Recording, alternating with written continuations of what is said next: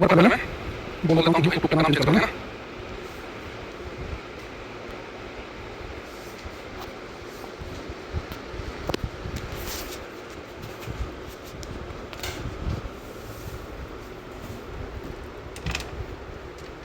Morning morning everybody, क्या चल रहा है किसी के? अगर आपकी क्लास स्टार्ट हो गई है तो एक बार आप मुझे बताएंगे। रुचि जी के बी पटेल, आराध्या शुक्ला, विकास यादव जी, शालिनी सिंह, इंद्र प्रकाश, खुशबू, जतीन, अंटर दुबे, हर महादेव, ओडी ओडी क्लियर है, बहुत बढ़िया, गुड। राम राम, राम राम, राधे राधे, जय श्री हरिदास करें, सुमित कासगंज से जय श्री हरिदास, विकास, जतीन, प्रणाम भैया, प्रणाम, गुड मॉर्निंग एवरीवन, जय भीम सर, जय भीम भाई, जय भीम, राधे राधे, दीपक कुमार जी, विकास यादव जी, राधे राधे, तो भैया बढ़िया है। सुबह क्लास की शुरुआत रोज करेंगे हम हर महादेव राधे राधे के नाम के साथ में।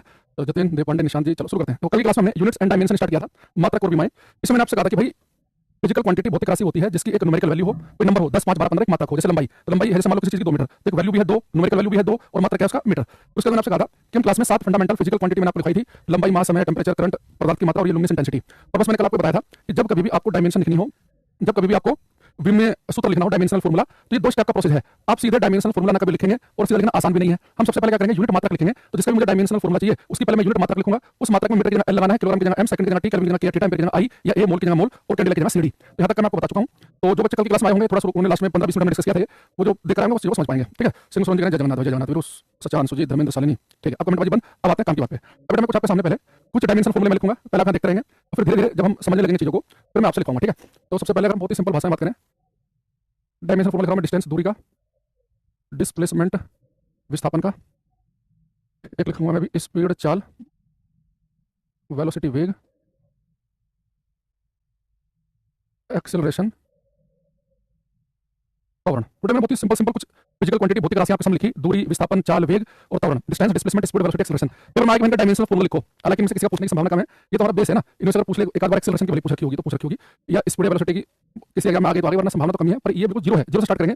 अगर जीरो ही नहीं समझेंगे तो आगे 10-20 तक कैसे पहुंच पाएंगे ना। देखो, तो मैंने कहा कि जब भी डायमेंशनल फॉर्मूला आए तो 2 स्टेप का प्रोसेस है। सबसे पहले आप यूनिट मात्रक लिखो। तो डिस्टेंस की यूनिट क्या होती है, मीटर, डिस्प्लेसमेंट विस्थापन की भी मीटर, स्पीड की यूनिट क्या होती है आपको मीटर पर सेकंड, वेलोसिटी के लिए मीटर पर सेकंड और एक्सेलरेशन के लिए मीटर पर सेकंड स्क्वायर। तो जैसे आपने इनके डायमेंशनल फॉर्मूले लिखे तो मुझे बताओ कि आप सॉरी जैसे आपने यूनिट मात्रक लिखा, स्पीड को मीटर पर सेकंड बनाते हैं, एक्सेलरेशन को मीटर पर सेकंड स्क्वायर बनाते हैं, ये लिखते हैं आप समझिए कि डायमेंशनल फॉर्मूला तो लिख देंगे। यहाँ देखो, जहाँ भी मीटर दिखे उसके एल चिपकाना है, सेकंड दिखे उसके टी चिपकाना है, किलोग्राम दिखे उसके एम चिपकाना है। चलो करते हैं। तो डिस्टेंस का मात्रक है मीटर, तो मीटर को लिखते हैं किससे, मीटर के लिए लिखते हैं एल। तो बड़े ब्रैकेट बंद कर देंगे, ये नोटेशन होती है लिखने की। उसका डायमेंशनल फॉर्मूला एल है, डिस्प्लेसमेंट कोई मीटर में नापते हैं तो उसका भी एल आएगा, स्पीड में मीटर पर सेकंड तो मीटर के लिए तो एल आ गया, नीचे लिखा सेकंड, सेकंड के लिए आ गया टी, तो ऊपर जाकर हो जाएगा एल टी की पावर -1। यहाँ जाओ, मीटर के लिए एल, सेकंड के लिए टी, टी ऊपर जाएगा पावर माइनस हो जाएंगी, तो एल टी की पावर -1। एक्सेलरेशन मीटर पर सेकंड स्क्वायर, मीटर के लिए एल लिखते हैं, सेकंड के लिए टी स्क्वायर तो स्क्वायर भी लगा देंगे, ऊपर जाकर पावर माइनस की हो गई तो एल टी की पावर -1। तुम बताओ क्या ये चीज आप मेरे साथ साथ समझ पा रहे थे क्या, कि हमने डायमेंशनल फॉर्मूला एल टी की पावर -1 या एल टी की पावर -2 ये रटना नहीं है, ऐसे याद करना बहुत मुश्किल है। ये अभी तो शुरुआत हुई है, हमने तो ये तो याद नहीं है हमें कि किसकी यूनिट किसका मात्रक क्या है। उसमें देखा कि एक्सेलरेशन जो है मीटर पर सेकंड स्क्वायर में नापते हैं, तो मीटर के लिए एल और सेकंड के लिए क्या होता है टी, तो यहाँ पे सेकंड का स्क्वायर तो टी का स्क्वायर हो गया, ऊपर जाके पावर हो गई माइनस की, तो एल टी की पावर -1 बन गया। यहाँ पे एक बात हमें समझ में आई कि जैसे स्पीड और वेलोसिटी इन दोनों के अगर आप ध्यान से देखें, दोनों की यूनिट जो है मीटर पर सेकंड है, दोनों की यूनिट है ना। तो जिनकी यूनिट सेम है तो उनके डायमेंशनल फॉर्मूले भी सेम ही आएंगे। अभी तो खैर आसान वाले हैं, आगे चल के भी अगर कभी ऐसा हो कि यूनिट अगर सेम है तो डायमेंशनल फॉर्मूले सेम ही बनेंगे। ठीक है, तो हमारे पास हो गया। अच्छा, कई बार ऐसा होगा कि हम डायमेंशनल फॉर्मूला लिखते हैं ना, तो जनरली हम डायमेंशनल फॉर्मूले में एम एल टी तीनों का यूज करते हैं। तो जैसे आपको पता है कि एक्सेलरेशन का आया एल टी की पावर -2, यहाँ एम तो है नहीं, किलोग्राम तो है नहीं, किलोग्राम की एम लिखते हैं ना, तो कई बार ये चीज आपको ऐसे लिखी मिल सकती है। जैसे एम यहाँ पर नहीं है तो एम की पावर 0, क्योंकि जिसकी पावर 0 होता है 1, तो एम की पावर 0 एल टी की पावर -2, ये आपको ऐसे लिखा मिल सकता है, ये एम की पावर 0 एल टी की पावर -1। अच्छा, यहाँ पे भी ऐसे कर दो, एम 0 एल टी की पावर -1, तो जो चीज नहीं होगी आप उसकी पावर 0 कर देंगे, 0 मतलब 1। यहाँ पे तो ना एम है ना टी है, तो एम की पावर भी 0, खाली एल है, टी या टी की पावर 0 कर दो। तो नॉर्मली हम तीनों का यूज करते हैं, अगर जो चीज नहीं है उसकी पावर 0 कर देंगे, है ना। ऐसा कोई जरूरी नहीं है कि ऐसे लिखे। एक्सेलरेशन का अगर आएगा तो एल टी की पावर -2 लिखा मिल सकता है आपको, जरूरी नहीं कि एम 0 वाला भी लिखे, है ना। तो वो आपको ऑप्शन के हिसाब से देख कर लेना। तो पावर अगर 0 होता है कि 1। अब यहाँ पर आप इसको बताएंगे मुझे, एक लिखेंगे यहाँ पे लीनियर मोमेंटम, रेखीय संवेग। इसका डायमेंशनल फॉर्मूला आपको लिखना, अगर आप नहीं लिख पा रहे होंगे ना, टाइप नहीं करने में दिक्कत आ रही हो तो अपनी कॉपी में लिखना साइड में, और फिर जब मैं बताऊंगा उससे मैच करना कि ठीक है कि नहीं है, बस आप लिखेंगे तो इसको लिखो या अपनी कॉपी में लिखो। इसका डायमेंशनल फॉर्मूला क्या होगा, लीनियर मोमेंटम, रेखीय संवेग। और आपको अपने लॉजिक पे टिके रहना कि मैं पहले यूनिट मात्रक लिखूंगा, उसके बाद में डायमेंशनल फॉर्मूला आएगा। तो सबसे पहले तो आपको लीनियर मोमेंटम, रेखीय संवेग जो है इसका यूनिट, इसका मात्रक पता होना चाहिए। तो इसका मात्रक अगर आपको याद है बहुत अच्छी बात है, नहीं तो फॉर्मूले से आप निकाल सकते हैं। मोमेंटम क्या होता है, मास इनटू वेलोसिटी, द्रव्यमान गुणा वेग, है ना। अब मास को नापते हैं किलोग्राम में, वेलोसिटी को नापते हैं मीटर पर सेकंड में। तो मोमेंटम जो है इसका मात्रक होता है किलोग्राम मीटर पर सेकंड। जैसे आप लिख दोगे इसका मात्रक किलोग्राम मीटर पर सेकंड, अब कुछ नहीं बचेगा, आपको कोई भी कर लेगा। ठीक है, अब यहाँ पे देखो किलोग्राम जो है इसकी जगह एम लिखेंगे, मीटर की जगह एल लिखेंगे, सेकंड की जगह टी लिखेंगे, तो टी ऊपर जाएगा माइनस का, तो बन जाएगा एम एल टी की पावर -1। एम एल टी की पावर -1 हो गया, है ना। स्मिता कुमारी क्या लिखा, कितना गंदा लिखा तुमने, अजय कुमार कितना बेकार लिखा है। आप लोगों के साथ दिक्कत यह है कि आप इधर पी क्यू आर एस पढ़ना चाह रहे हैं, एबीसीडी आपको पता ही नहीं है। आपको ये नहीं पता कि मोमेंटम जो इसका मात्रक क्या होगा। मोमेंटम मात्रा नहीं पता में क्या होता है। मोमेंटम को हमने 50 बार कम से कम पूरे मैकेनिक्स में जिक्र किया।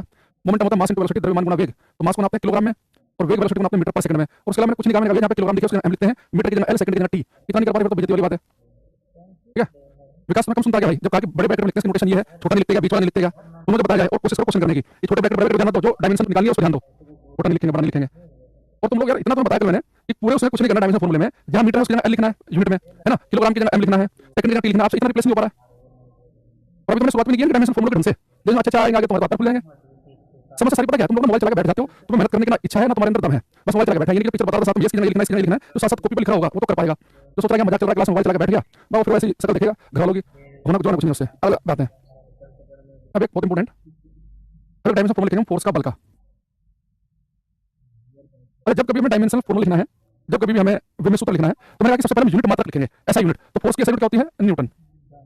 अब आपको सर न्यूटन तो आपने लिख दिया, लेकिन न्यूटन की जगह क्या लिखना होता है आपने बताएंगे, तो साइंटिस्ट का नाम आ गया। ये आपने बताया था कि मीटर की जगह मात्रक लिखो, पहले यूनिट मात्रक, मीटर की जगह एल आएगा, किलोग्राम की जगह एम, सेकंड की जगह टी, केल्विन की जगह के, थीटा की जगह ए, मोल की जगह मोल, है ना, ऐसा कुछ आपने बताया था। लेकिन न्यूटन के लिए क्या होगा तो आपने बताया नहीं। जब कभी भी साइंटिस्ट का नाम आ जाए तो आपको करना पड़ेगा, जैसे फोर्स यूनिट न्यूटन, अब आपको देखना पड़ेगा कि एक न्यूटन किसके बराबर होता है, किलोग्राम मीटर सेकंड में, इनमें चेंज करना पड़ेगा। कैसे करेंगे, जब भी न्यूटन, जैसे मान लो कि साइंटिस्ट का नाम आ जाए, आप फॉर्मूले की हेल्प ले लो। फोर्स का फॉर्मूला याद है, बिल्कुल याद है, F = m में मेरा काम हो गया। फोर्स को नापते हैं न्यूटन में, एक न्यूटन किसके बराबर होगा, मास के लिए किलोग्राम यूज करते हैं, एक्सेलरेशन के लिए मीटर पर सेकंड स्क्वायर। अब तो आप डायमेंशन फॉर्मूला लिख दोगे, तो न्यूटन का क्या बन गया, किलोग्राम मीटर पर सेकंड स्क्वायर। अब किसने रोका आपको, किलोग्राम के लिए m लिखो, मीटर के लिए l, सेकंड स्क्वायर तो t का स्क्वायर हो गया, ऊपर जाके पावर हो जाएगी माइनस की, तो बन जाएगा ml t की पावर -2।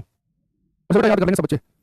अब आज का जहां पर मुझे न्यूटन दिखेगा, जहां मुझे फोर्स दिखेगा, मैं सीधे लिखूंगा ml t की पावर -2। इसे क्यों रटना है, क्योंकि बहुत ज्यादा डायरेक्ट यूज करना है हमें। तो मैंने कहा था आपको कि आपको 10 याद करने हैं, तो 7 मैंने याद करा दिए थे, एक शब्द के थे कि मीटर की जगह l, किलोग्राम की जगह m, सेकंड की जगह t, केल्विन की जगह k, थीटा। ऐसे आप आज के जहां पर आपको न्यूटन दिखे तो आप ml t की पावर -2, 8वां ये 10 याद करना है टोटल। तो 8वां क्या है कि जब कभी भी मुझे न्यूटन दिखेगा, फोर्स दिखेगा, तो उसके नाम ml t की पावर -2, ml t की पावर -2। ये थोड़ा सा सुधार दिख रहा है मुझे, ये विकास यादव का भी गलत है, इसे ब्रैकेट में ध्यान ज्यादा है इसका, और करना इसे भी ठीक नहीं है। अनुपमा समूह का ठीक है, सौरभ प्रयागराज का ठीक है, नवीक मंडल, बजरंगी इनका ठीक है एकदम, उत्तम कुमार का, मोहित भी ट्राई करना धीरे धीरे।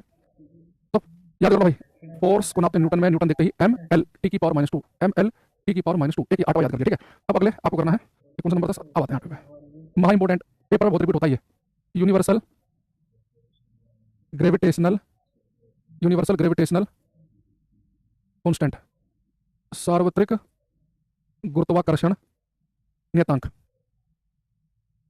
सार्वत्रिक गुरुत्वाकर्षण नियतांक।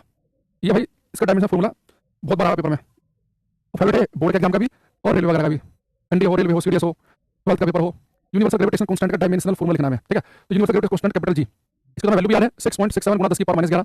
हालांकि वैल्यू से हमें कोई फायदा नहीं, अभी हमें मात्रक चाहिए। इसका मात्रक क्या होता है, newton metre square upon kilogram square. तो जैसे मैंने इसका मात्रक लिखा newton metre square upon kilogram square, अब आप इसका डायमेंशनल फॉर्मूला लिख सकते हैं, है ना। हाँ, बजरंगी को याद रखो, पड़ा है, इंपोर्टेंट है। देखो अब यहाँ देखना, अभी मैंने कहा कि जहाँ पर भी न्यूटन दिखे, अभी बताया मैंने, उसके लिए लिखेंगे ml t की पावर -2। ये मीटर स्क्वायर है तो मीटर के लिए होता है l, तो मीटर स्क्वायर हो गया तो l का स्क्वायर हो गया। नीचे लिखा किलोग्राम का लिखते हैं m, किलोग्राम स्क्वायर तो m का स्क्वायर हो गया। सोल्व करेंगे इसे, एक m से कम कट गया, एक m जाएगा ऊपर जाएगा माइनस का, है ना, m की पावर हो जाएगी -1, एक l और 2 l हो गया l क्यूब t की पावर -2, m की पावर -1, l की पावर 3, t की पावर -2। इसको याद कर लेना। और मैं तो कहता हूं कि सब एक तरीका है याद करने का। अगर पेपर में जैसे आए गुरुत्वाकर्षण नियतांक के लिए तो 4 ऑप्शन होंगे, तब एक ध्यान रखना, इसमें कोई खास बात क्या है, इसके डायमेंशनल फॉर्मूले में इसमें 1 भी है, 2 भी है, 3 भी है, पावर 1 2 3 है। यानी जिस ऑप्शन में 1 2 3 तीनों पावर, मैं आपको पीडीएफ से क्वेश्चन कराऊंगा ना इस चैप्टर के कल, तो उसमें आप ध्यान रखना कि जब आपसे पूछा जाए गुरुत्वाकर्षण नियतांक का विमेय सूत्र, तो आप ऑप्शन देखना, क्या पता 4 में से एक ही ऑप्शन है 1 2 3 दिख जाए। अगर 2 ऑप्शन 1 2 3 दिख गया तो फिर आपको ध्यान रखना कि कॉर्नर वाले हैं ये माइनस में है पावर, और बीच वाली का प्लस में, इनका जोड़ जो है बीच में प्लस में है। या जनरली पेपर में आपको एक ऑप्शन दिखेगा 1 2 3 दिखेगा, बाकी ऑप्शन में क्या करेगा वो m स्क्वायर l स्क्वायर 2 जमा स्क्वायर आ जाएगा, या हो सकता है पावर 4 कर दे, हो सकता है कि 3 लिखे ही ना, है ना। तो इसे थोड़ा ध्यान रखना है, ये इंपॉर्टेंट है, इसलिए आपको लिखवाया गया है। क्वेश्चन नंबर 9, एक लिखेंगे डायमेंशन फॉर्मूला वर्क कार्य का, कार्य एक लिखेंगे हम 10 एनर्जी ऊर्जा का। बहुत असली से पढ़ा रहा हूं, क्लास में बहुत फास्ट पढ़ाता हूं मैं चैप्टर के, क्योंकि मैं मान के चलता हूं कि सारी यूनिट तो आपको पता है, मात्रक पता है, बस उसमें रिप्लेस को करना है mlt। लेकिन आप लोगों की शुरुआती परफॉर्मेंस को देखते हुए थोड़ा सा मैंने अपना हाथ स्लो कर लिया है। टॉर्क, बल, आघूर्ण, इन तीनों के डायमेंशनल फॉर्मूले लिखो, कॉपी पे लिखो, सामने लिखो। बजरंगी, सौरभ, मोहित, अनुपमा, समोई, सुनीता कुमारी, दीप पांडे, ट्राई करते रहो भाई। और पिछला अच्छा ट्राई किया आप लोगों ने, जब तक ठीक था। देखो वर्क जो है आपको पता है कि डायमेंशन फॉर्मूले से पहले मिलता है यूनिट मात्रक, वर्क को नापते हैं जूल में। आपको सर जूल तो साइंटिस्ट का नाम आ गया, अब क्या करें, जब भी साइंटिस्ट का नाम आ जाए तो फॉर्मूले की हेल्प से चेक करो कि ये 1 जूल किसके बराबर है। वर्क का फॉर्मूला क्या होता है, मैंने आपको Fs cos थीटा, बल गुणा विस्थापन इनटू cos थीटा बताया था ना। अब ये बड़ा जो वर्क है कार्य, इसे नापते हैं जूल में, 1 जूल यहाँ से किसके बराबर हो गया, फोर्स के लिए नापते हैं न्यूटन यूज करते हैं, और एस का बल गुणा विस्थापन, ऐसे डिस्प्लेसमेंट विस्थापन से नापते हैं मीटर में, cos थीटा sin थीटा के लिए कुछ नहीं होता। अब देखो अब मेरा काम हो गया, जैसे मेरे को चला कि 1 जूल जो है वो न्यूटन मीटर के बराबर है, अब तो कुछ बचा ही नहीं। न्यूटन के लिए मैंने डायरेक्ट याद करो ml t की पावर -2, मीटर के नाम लिखते हैं l, तो बन गया ml स्क्वायर t की पावर -2। उस बच्चे काम करेंगे, इसे भी रख लेंगे। आज का जब भी आपको जूल दिखेगा तो ml स्क्वायर t की पावर -2, ये भी बहुत बार रिपीट होगा। तो यानी कि आपको मैंने कहा था कि 10 याद करने हैं, तो 7 तो कल बता दिए। आज 8वां क्या बताया कि न्यूटन दिखे ml टी की पावर -2 और 9वां क्या कि जूल दिखे ml स्क्वायर टी की पावर -2। ml स्क्वायर टी की पावर -2 जूल कभी भुजा रिपीट होगा ml स्क्वायर टी की पावर -2 ml स्क्वायर, और न्यूटन में क्या था ml टी की पावर -2 ml टी की पावर -2 यहाँ ml स्क्वायर टी की पावर -2। 9 याद हो गए, 10 और याद करवा के चल के, तो इन 9 10 को आपको याद होंगे तो आप सब लिख सकते हैं। अच्छा, आपको पता है कि एनर्जी जो है हम नापते हैं जूल में, एनर्जी को हम जूल में नापते हैं, जब में जूल दिखेगा हमने याद किया है, तो क्या लिखेंगे ml स्क्वायर टी की पावर -2। यानी जो डायमेंशनल फॉर्मूला वर्क का है वही एनर्जी का भी होगा, दोनों को जूल में ही नाप रहे हैं। अच्छा, टॉर्क जो है लिखा मैंने, टॉर्क लिखते हैं r f sin थीटा। तो इस चैप्टर की खास बात है कि सारे आपके फॉर्मूले यानी पूरी थ्योरी में पढ़िए पहले, तो टॉर्क की मैं यूनिट निकालूंगा, इसका ऐसा ही मात्रा निकालेंगे। फोर्स को किसमें नापते हैं न्यूटन में, और दूरी को नापते हैं मीटर में, sin थीटा cos थीटा कुछ नहीं होता तो बन गया न्यूटन मीटर। तो न्यूटन के लिए ml टी की पावर -2, मीटर के लिए l, तो क्या बन गया ml स्क्वायर टी की पावर -2, ml स्क्वायर टी की पावर -2। यानी कि वर्क, एनर्जी और टॉर्क बल आघूर्ण इन तीनों के डायमेंशनल फॉर्मूले सेम होते हैं। बहुत इंपॉर्टेंट क्वेश्चन है ये, पेपर में कई बार डायमेंशनल फॉर्मूला आपसे डायरेक्ट नहीं पूछेगा, आपसे बस कहेगा बताइए इनमें से किनके डायमेंशनल फॉर्मूले सेम है। तो जनरली पेपर में वर्क और टॉर्क का कॉम्बो आता है। वर्क एनर्जी का तो सिलेंडर देगा, हर बच्चा कर लेगा भाई, वर्क भी जूल में नापते हैं, एनर्जी भी जूल में, तो सबको पता ही सेम बनेगा, लेकिन टॉर्क नापते हैं न्यूटन मीटर में, और बहुत सारे बच्चों को पता नहीं होता है जो न्यूटन मीटर है वो भी जूल के बराबर होता है, तो 1 जूल होता है न्यूटन मीटर के बराबर, यानी इसका भी वही आएगा जो इनका आया है। तो तीनों का डायमेंशन फॉर्मूला सेम है, ml स्क्वायर टी की पावर -2 ml स्क्वायर टी की पावर -2। अच्छा, अगर मैं आपसे कहूं कि हमने एक डायमेंशन फॉर्मूला लिखा था, ये लीनियर मोमेंटम का ना, रेखीय संवेग का, अगर मैं आपसे कहूं कि भैया आप मुझे डायमेंशन फॉर्मूला बताइए इंपल्स आवेग का, इंपल्स आवेग, आवेग का डायमेंशन फॉर्मूला क्या बनेगा आवेग का? अरविंद यादव जी, बजरंगी, नबीक मंडल, सौरभ लोधी, अनुपमा देव, करते रहिए, कुछ बच्चे मुझे एक्टिव लग रहे हैं आज।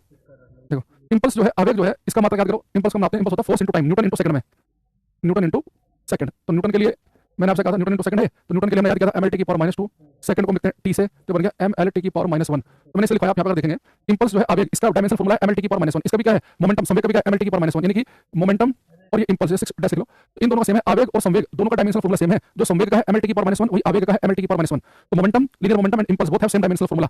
तो sometime you will have the question like that, the which of the following pair have the same dimensional formula. तो उनमें से एक तो ये कि मोमेंटम और इंपल्स इन दोनों का सेम होता है, एक ये कि वर्क, एनर्जी, टॉर्क इनका सेम होता है, ये आपको ध्यान रखना है, ठीक है। ये तो ऐसे में भी रखा है, इवन आवेग और संवेग दोनों के विमेय सूत्र समान है, ठीक है। अब आगे बढ़ेंगे 12, एक लिखेंगे यहाँ पर एरिया, क्षेत्रफल, ये तो आसान है, बस मात्रा लिखो अपना आंसर आ जाएगा। वॉल्यूम, आयतन, डेंसिटी, घनत्व, स्ट्रेन, विकृति, इन 4 के डायमेंशन फॉर्मूले ट्राई करो अपनी कॉपी में लिखने के, ये टाइप करने के जो भी हो।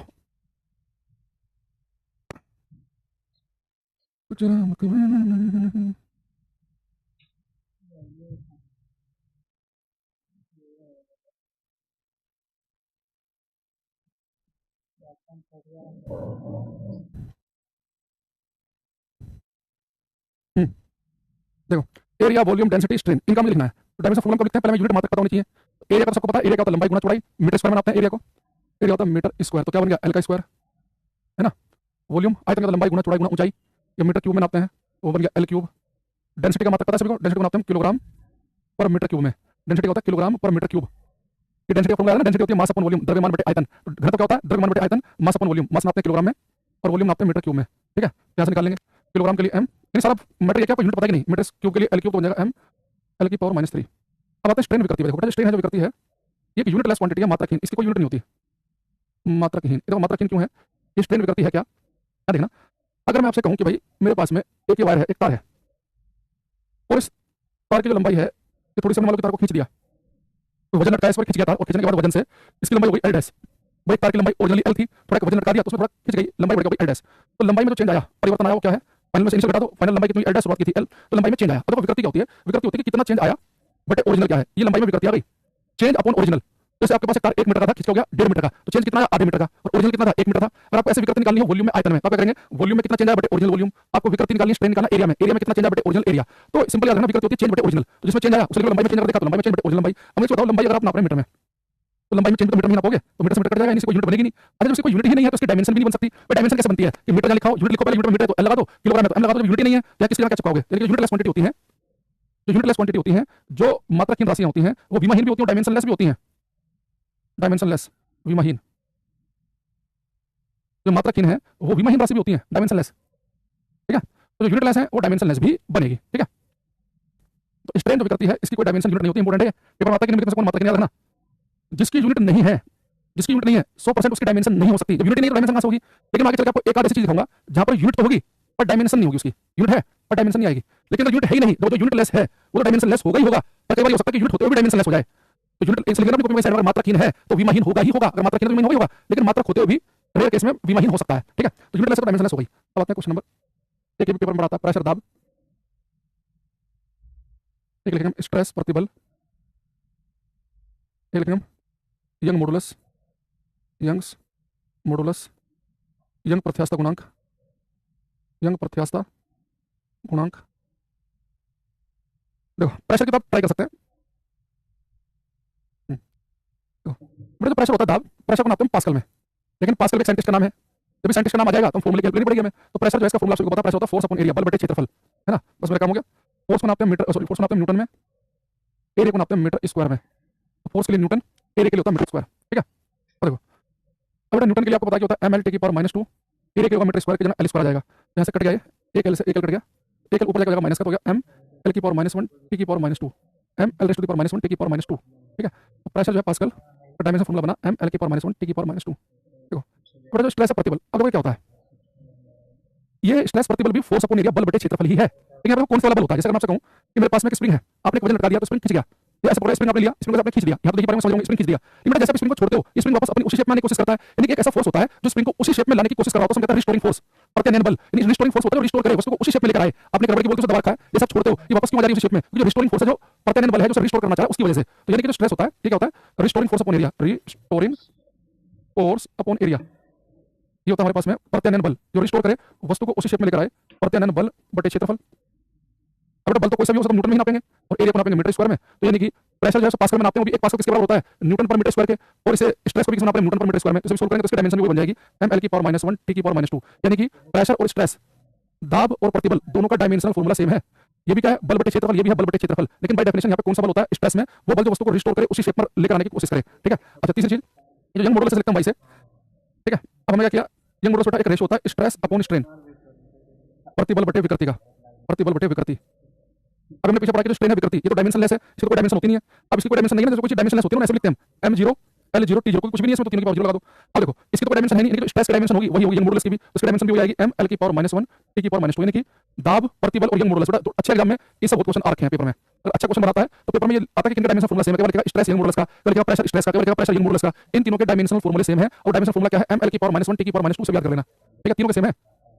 तो स्ट्रेस हो और स्ट्रेन का जब रेशियो निकालेंगे उसमें स्ट्रेन की कोई डायमेंशन ही नहीं है, ठीक है। तो तीनों के जो डायमेंशन फॉर्मूले हमारे क्या बन रहे हैं, एकदम बिल्कुल सेम बन रहे हैं। आ जाते हैं, मैं दोबारा दिखाता हूं आपको शुरू से। हमने बिल्कुल एकदम जीरो से स्टार्ट किया। हमने कहा कि हम जब भी डायमेंशनल फॉर्मूला लिखेंगे तो अपने सिद्धांत पर टिके रहेंगे कि भैया हमें पहले यूनिट मात्रक लिखना है। हमने मात्रक लिख लिया तो हमारा काम अपने आप से हो जाएगा। जैसे हमने सबसे पहले लिखा दूरी, विस्थापन, है ना, तो दूरी जो है उसे मीटर में नाप रहे हैं, विस्थापन को मीटर में नाप रहे हैं, तो एल आ गया। स्पीड वेलोसिटी को नापते हैं मीटर पर सेकंड में, तो L/T सोल्व किया तो L/T की पावर -1 आ गया। एक्सेलरेशन के लिए होता है मीटर पर सेकंड स्क्वायर, तो मीटर की जगह L, second square T square. Momentum होता है किलोग्राम मीटर पर सेकंड में नापते हैं, यहां से हमने चेक भी किया, जिस बच्चों को याद नहीं था उसके लिए कि मोमेंटम का मात्रक होता है किलोग्राम मीटर पर सेकंड, तो किलोग्राम की जगह M आया, मीटर की जगह L, सेकंड की जगह T सोल्व करके आ गया। अच्छा फोर्स जो है इसे नापते हैं न्यूटन में, और जब भी साइंटिस्ट का नाम आएगा तो हम फॉर्मूले की हेल्प लेंगे। न्यूटन होता है किलोग्राम मीटर पर सेकंड स्क्वायर के बराबर, तो उसको हमने डायरेक्ट याद भी कर लिया, mL/T की पावर -2 आगे होता है न्यूटन सेकंड में। तो इसका सोल्व किया तो इंपल्स का और मोमेंटम का सेम ही आया। फिर हमने लिखा कैपिटल G का यूनिट से इसका भी निकाल लिया, वर्क एनर्जी टॉर्क, तीनों के डायमेंशनल फॉर्मूले सेम आए। एरिया वॉल्यूम डेंसिटी आसान थे, स्ट्रेन की डायमेंशनलेस क्वांटिटी है, pressure force upon area, stress force upon area है, और Young modulus stress upon strain, इन तीनों के भी सेम है, ठीक है। 19 बातें देख लेंगे आप हम। रिलेटिव डेंसिटी या स्पेसिफिक ग्रेविटी, सापेक्ष घनत्व या विशिष्ट गुरुत्व, ठीक है। रिलेटिव डेंसिटी या स्पेसिफिक ग्रेविटी, कोई भी आ जाए दोनों में से। देखो रिलेटिव डेंसिटी खाली डेंसिटी लिखा होता तो अलग चीज डेंसिटी लिखा है, डेंसिटी को नापते हैं किलोग्राम पर मीटर क्यूब में, डेंसिटी घनत्व को ये लिखा है रिलेटिव डेंसिटी, सापेक्ष घनत्व। रिलेटिव डेंसिटी का मतलब होता है कि आप जैसे मान लो किसी एक चीज की डेंसिटी को दूसरे की डेंसिटी से कंपेयर कर रहे हो। मान लो दो तेल हैं, आप यहाँ की तेल की डेंसिटी ना इस वाले से डबल है, तो मेरी रिलेटिव डेंसिटी होगी 2, है ना। तो रिलेटिव डेंसिटी होती है वो सापेक्ष घनत्व होता है, वो कंपेयर करने के लिए होता है। इसकी रिलेटिव डेंसिटी 6 है, यानी कि इससे 6 गुना ज्यादा डेंस है। और स्पेसिफिक ग्रेविटी रिलेटिव डेंसिटी को तब कहते हैं अगर वो कंपैरिजन पानी के साथ कर रहे हो। जैसे मैं कह दूं कि भाई जो मरकरी है इसकी स्पेसिफिक ग्रेविटी 11 है, यानी कि जो मरकरी है जो पाया पानी से 11 गुना ज्यादा डेंस है। मैं कह दूं कोई और तेल है इसकी स्पेसिफिक ग्रेविटी 7 है, यानी पानी से 7 गुना ज्यादा डेंस है। तो स्पेसिफिक ग्रेविटी भी रिलेटिव डेंसिटी है, वो भी आप डेंसिटी का कंपैरिजन कर रहे हैं, बस आप पानी से कंपैरिजन कर रहे होते हो, उसमें स्पेसिफिक ग्रेविटी कह देते हैं, ठीक है। तो अभी हमारे पास में रिलेटिव डेंसिटी है या स्पेसिफिक ग्रेविटी है, तो कंपैरिजन कर रहे हैं कि इसकी डेंसिटी से 5 गुना है कि 12 गुना है कि 13, इसकी न्यूमेरिकल वैल्यू होगी, वैल्यू इससे कोई यूनिट कोई मात्रा नहीं बनेगा। तो मैंने कहा कि इसकी स्पेसिफिक ग्रेविटी 17 है, यानी पानी से 17 गुना ज्यादा डेंस है, 17 इसको यूनिट थोड़ा ना है। मैंने कहा स्पेसिफिक ग्रेविटी 3 है, यानी पानी से 3 गुना ज्यादा भारी है, स्पेसिफिक ग्रेविटी 8 है, यानी कि 8 गुना ज्यादा भारी है। तो ये जो होते हैं हमारे पास में ये होता है यूनिटलेस, इनकी कोई यूनिट नहीं होती, यूनिटलेस, मात्रकहीन। अगर खाली डेंसिटी लिखा आएगा तो उसका मात्रक किलोग्राम पर मीटर क्यूब है, लेकिन स्पेसिफिक रिलेटिव डेंसिटी आएगा तो यूनिटलेस है। तो यूनिटलेस होते हैं, डायमेंशनलेस भी होते हैं, यानी पावर तीनों की 0 बनेगी, m0 l0 t0 एकदम पढ़ चुके हैं, ठीक। अच्छा अगर इसे मैं आपसे कहूं ऐसे ही, अगर आपकी क्लास में नहीं पढ़ा है तो आगे पढ़ाऊंगा मैं। ऑप्टिक्स में एक चीज पढ़ते हैं, रिफ्रैक्टिव इंडेक्स, अपवर्तनांक। थोड़े अपवर्तनांक जो होता है ना, जिस क्लास में मैंने पढ़ा दिया उन्हें पता है कि रिफ्रैक्टिव इंडेक्स अपवर्तनांक भी न्यूमेरिकल वैल्यू होता है कि पानी का रिफ्रैक्टिव इंडेक्स 1.33 है, कांच का ग्लास का 1.5 है, डायमंड का 2.42 है। तो जो रिफ्रैक्टिव इंडेक्स है ये भी न्यूमेरिकल वैल्यू होता है, इसकी कोई यूनिट नहीं होती, ये भी मात्रकीन है। तो अगर यूनिट लेस है तो डायमेंशन लेस ये भी होगा। ये यूनिट लेस ज्यादा इंपॉर्टेंट होते हैं, यूनिट लेस भी है, डायमेंशन लेस भी, कोई डायमेंशन नहीं इसकी। ऐसे ही ऑप्टिक्स चैप्टर में हम एक चीज पढ़ेंगे, मैग्निफिकेशन आवर्धन क्षमता, मैग्निफिकेशन आवर्धन क्षमता। तो मैग्निफिकेशन में आपको पढ़ाऊंगा, इसकी भी कोई यूनिट नहीं होती। तो मैग्निफिकेशन आपको बताऊंगा कि कोई दर्पण है, कोई लेंस है, कोई मिरर या लेंस, उसकी मैग्निफिकेशन मान लो कि 3 है, यानी कि वो मिरर जो है या वो लेंस जो है वो 3 गुनी बड़ी इमेज बनाएगा, वस्तु 3 फीट की इमेज बनाएगा 9 फीट की। तो ये भी न्यूमेरिकल वैल्यू होगी, इसे हम ऑप्टिक्स में पढ़ेंगे। मैग्निफिकेशन जो है ये केवल आपको बताती है कि मैग्निफिकेशन अगर 5 है तो इमेज प्रतिबिंब 5 गुना बड़ा बनेगा, मैग्निफिकेशन 11 है तो इमेज 11 गुना बड़ी बनेगी, मैग्निफिकेशन हाफ है तो इमेज आधी साइज की बनेगी। ये भी न्यूमेरिकल वैल्यू है, इसकी कोई यूनिट नहीं है, ये भी यूनिटलेस है। यूनिटलेस होता है, डायमेंशन लेस भी होता है ना। m0 l0 t0, ठीक है। तो बच्चा रिफ्रैक्टिव इंडेक्स हो, चाहे मैग्निफिकेशन हो, चाहे रिलेटिव डेंसिटी हो, इन सब की कोई यूनिट नहीं है, इनका कोई मात्रा, इनकी कोई विमा भी नहीं बनेगी, ठीक है। तो magnification, refractive index, relative density, इससे पहले मैंने पढ़ाया था आपको स्ट्रेन विकृति, वो भी क्या था, यूनिटलेस और डायमेंशनलेस। तो इनके लिस्ट अलग से बना लेना जो हमारे लिए इंपॉर्टेंट है, यूनिटलेस और डायमेंशनलेस वाले, ठीक है। अरे मैं तो लिख रहा हूं, लिख रहा हूं, आ रही है आपको क्या बता रहा हूं मैं, जिनकी कोई यूनिट नहीं होगी, कोई डायमेंशन होगी नहीं, सोचना ही नहीं है। हां यूनिट है तो कई डायमेंशन हो भी सकते और नहीं भी, अगर यूनिट है डायमेंशन हो भी सकते हैं, अगर यूनिट है ही नहीं तो डायमेंशन का मतलब ही नहीं, डायमेंशन होगी नहीं। क्वेश्चन नंबर 22 लिखेंगे, एंगल, ठीक है, कोण, ठीक है। देखो अगर मैं आपसे कहूं कि हमारे पास में ये एक सर्कल है, इसकी रेडियस है r और इसमें पार्टिकल यहां से यहां गया पॉइंट a से पॉइंट b तक, और जो ये आर्क बनी, जो चाप बना, इसने सेंटर पर कितना एंगल बनाया, थीटा। आप सभी को पता है कि जो एंगल होता है इसका फॉर्मूला क्या होता है, एंगल को मैं थीटा से लिखूं, एंगल होता है चाप बटे त्रिज्या, arc upon radius, arc upon radius, चाप बटे त्रिज्या, ठीक है। तो एंगल जो होता है वो होता है चाप बटे त्रिज्या, है ना, आर्क अपॉन रेडियस, ठीक है।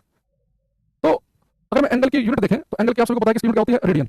इसका जो ऐसा ही मात्रक है वो तो रेडियन है, रेडियन, आर एडी से लिखते हैं रेडियन। लेकिन बेटा इसका डायमेंशनल फॉर्मूला नहीं बनेगा।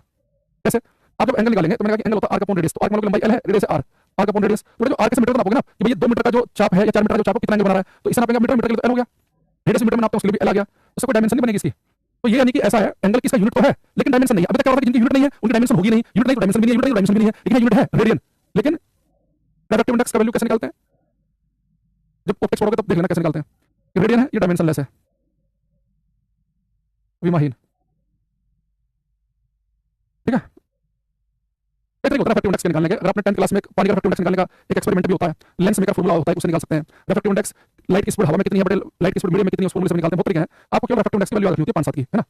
तो एंगल जो है इसकी यूनिट होती है रेडियन, लेकिन डायमेंशन नहीं है, ध्यान रखना। अगर यूनिट नहीं है तो डायमेंशन नहीं होगी, लेकिन कई बार ऐसा होगा यूनिट होते हुए भी डायमेंशन ना हो, ये भी संभावना होती है, ठीक है। अगले बात है 23, देख लेंगे हम, मैकेनिकल पावर, यांत्रिक शक्ति, मैकेनिकल पावर, यांत्रिक शक्ति। एक लिखेंगे हम स्प्रिंग कांस्टेंट, स्प्रिंग नियतांक। एक लिखेंगे हम मोमेंट ऑफ इनर्शिया, जड़त आघूर्ण। इनका ट्राई करना। हाँ गौतम, क्या डाउट है तुम्हारा, कहाँ परेशान भैया इतने, क्या हुआ बताओ। पहले बाकी बच्चों से इनके 3 डायमेंशन फॉर्मूले लिखवाते हैं, देखता हूँ कि थोड़ी तो पढ़ रहे हैं कि इन्हें ये याद भी है कि नहीं किसकी यूनिट क्या है।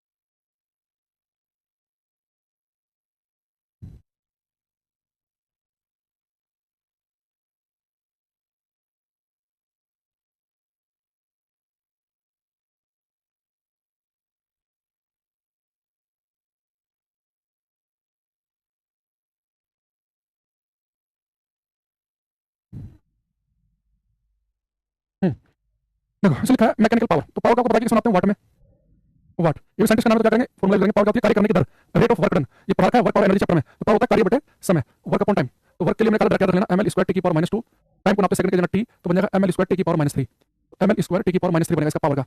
स्प्रिंग कांस्टेंट का लिखा था आपको वर्क और एनर्जी में, स्प्रिंग कांस्टेंट को नापते हैं न्यूटन पर मीटर में, न्यूटन के लिए ml टी की पावर -2, मीटर के लिए l सेल कट गया तो बन जाएगा m टी की पावर -2, ठीक है। मोमेंट ऑफ इनर्शिया का याद है कि किसी पार्टिकल का मोमेंट ऑफ इनर्शिया लिखा था मैंने mr स्क्वायर, तो मात्रा क्या बना था इसका, किलोग्राम, आधा रेडियस पे किलोग्राम मीटर स्क्वायर, तो किलोग्राम के जगह m, मीटर स्क्वायर के जगह l स्क्वायर। तो आज कितने रखते हैं क्योंकि थोड़ा सा ना आपने पढ़ के आना, जो बच्चा थोड़ा सा स्लो चलता है प्रोसेस समझने का। तो कल हम क्या करेंगे, इसे खत्म करेंगे चैप्टर को, और कल मैं आपको इसमें क्वेश्चन करा दूंगा इससे भी, पीडीएफ से क्वेश्चन कर लेंगे कल हम इस चैप्टर के। सारे डायमेंशन पढ़ के आना, 2-3 बार लिखना कॉपी पे अपने, लाइव क्लास में कल तभी आना जब जितना आपको तरीके बताए हैं डायमेंशन निकालने के उन्हें पढ़ के आओ, ठीक है। आज के लिए इतने रखते हैं, ठीक है, कल मिलते हैं, bye, take care, thank you.